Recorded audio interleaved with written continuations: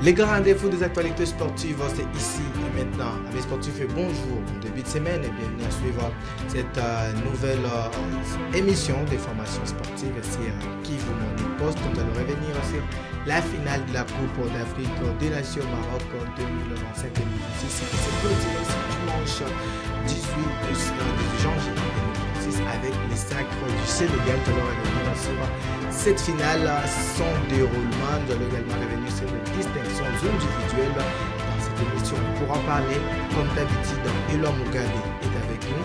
Eloi, bonjour et bienvenue. Bonjour Michael, merci beaucoup. Nous connaissons dorénavant le champion d'Afrique 2025-2026 qui a succédé à la Côte d'Ivoire. Il s'agit bel et bien des Lions de la Teranga du Sénégal. Aucune surprise sur ces champions.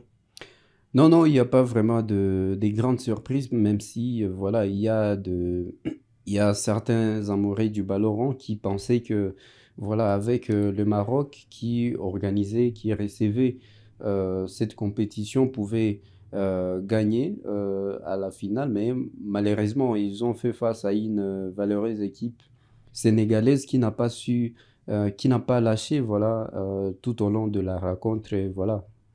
En gros, le meilleur a gagné. Oui, le meilleur a gagné. Je pense on n'a jamais vraiment trop douté des capacités du Sénégal. C'est une équipe qui représente valablement les continents africains sur les plans mondiaux et sur les plans continental. On y revenait, c'était lors de la dernière production de l'émission. C'est une équipe qui vient de disputer 3 finales sur les 4 dernières éditions. Donc, c'est quelque chose qu'il fallait prendre en compte et l'expérience à payer pour ces Sénégalais. Alors parlons de ces déroulements du match. Un match très serré du début à la fin, avec des très bons gardiens d'ailleurs, et Yassine Bounou qui a longtemps maintenu les Maroc dans le jeu. Et puis tout s'est décidé dans la prolongation, même si il y a eu quelques scandales arbitrales qui ont failli gâcher la fête. Mais on peut dire que cette finale a répondu aux attentes des amoureux du ballon.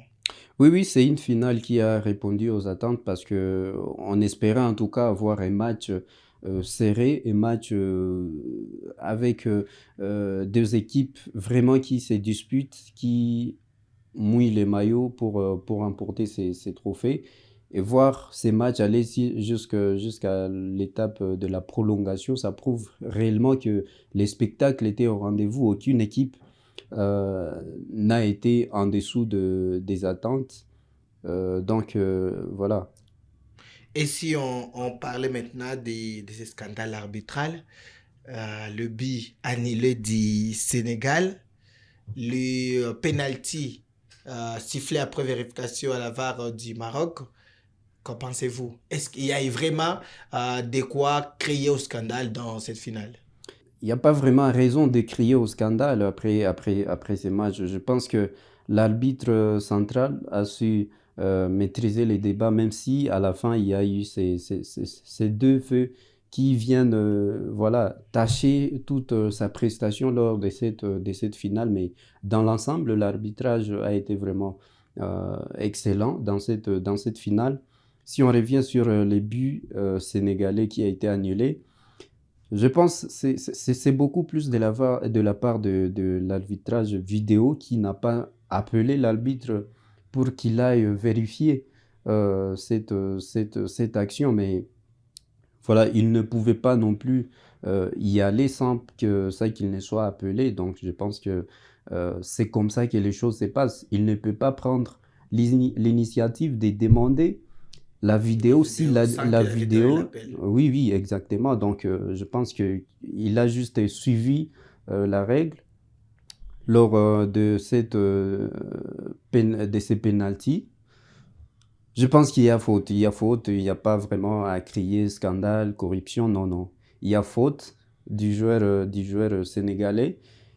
Mais la chose qui a vraiment beaucoup plus pesé sur les Sénégalais, c'est le fait de venir dans ces matchs en se disant que le Maroc est favorisé dans cette compétition. Je pense que c'est ce qui a provoqué voilà, la frustration des Sénégalais, mais dans l'ensemble, en tout cas, l'arbitrage, moi, je trouve que l'arbitrage a été vraiment bon. Mais une chose a retenu mon attention, c'est la réaction. C'est la réaction de deux bancs. Lorsqu'il y a le but du Sénégal, il y a les bancs du Maroc, il y a les bancs du Sénégal qui demandent la vérification vidéo. Et la vérification vidéo, la VAR ne bouge pas, n'appelle pas l'arbitre. Mais lorsqu'il y a ces pénaltys du Maroc, il y a d'abord cet agacement-là de Brahim Diaz, tous les bancs marocains qui s'élèvent pour réclamer la VAR. Et du coup, la VAR qui réagit et appelle l'arbitre qui va vérifier, qui va siffler penalty. Là, les gens crient à aux deux poids, deux mesures. Parce que les gens pensent que les arbitres alors de cette compétition cédaient aux caprices des Marocains. Parce que je me rappelle même lors des huitièmes de finale, lors du match Tanzanie contre Maroc, il y avait encore ce genre de polémique. Il y a eu une faute dans la surface de réparation que l'arbitre a estimé qu'il n'y avait pas faute, mais le coach Regragui du Maroc avait insisté que l'arbitre puisse aller vérifier la VAR. Ce que l'arbitre va faire, et il va venir et il va dire qu'il n'y a pas pénalty. Il y aura cette faute sur les joueurs tanzaniens dans l'état additionnel et l'arbitre va indiquer qu'il n'y a pas faute. Le banc tanzanien va réclamer aussi la VAR comme l'a fait leur homologue marocain, mais l'arbitre ne va pas bouger. Est-ce qu'on peut dire que les arbitres de cette compétition étaient en train de céder aux caprices des Marocains, ce qui défavorisait les adversaires du Maroc? Il n'y a pas vraiment eu de favoritisme dans cette compétition, surtout de la part des arbitrages. Certes, il y a eu des faits qui peuvent nous amener tous à penser qu'il y a eu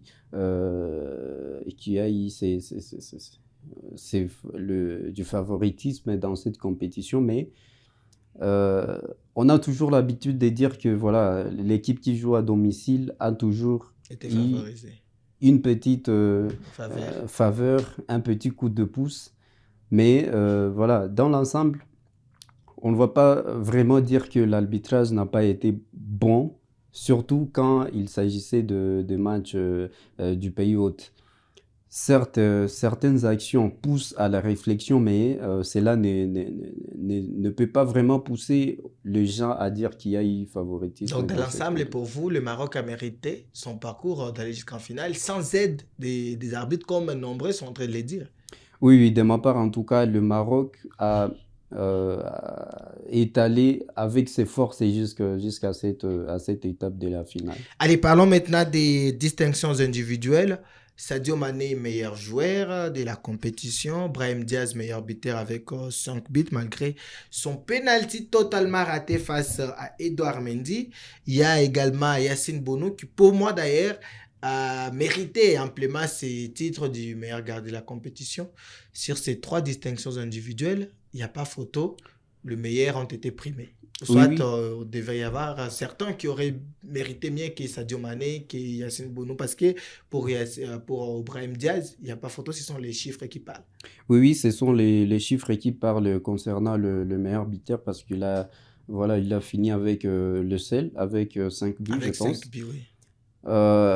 Concernant le meilleur gardien, il nous a prouvé dans plusieurs rencontres que c'est un meilleur gardien sur Il le n'a encaissé continent que 2 africain. buts. Il n'a encaissé que 2 buts dans toute la compétition, sans compter les arrêts qu'il a eu à effectuer. Donc, je pense que c'est mérité de ces côtés-là. Le seul prix où je pense qu'il y a peut-être débat, c'est sur les prix du meilleur joueur de la compétition parce Sadio qu'il y a Mané. des joueurs qui ont réalisé un excellent tournoi. On peut parler du Nigeria, Ademola Lookman. Lookman, qui a réussi à délivrer, je crois, 4 passes décisives dans la compétition avec 3 buts à son compteur. Donc, c'est un joueur qui aurait aussi mérité ces titres. Il y a aussi les Sénégalais, Pape Gueye aussi, qui Oui, aurait il a été mérité. aussi impeccable durant les tournois. Exactement, donc c'est un joueur aussi qui a porté le Sénégal, mais dans l'ensemble, en tout cas, on peut dire que les meilleurs ont été primés.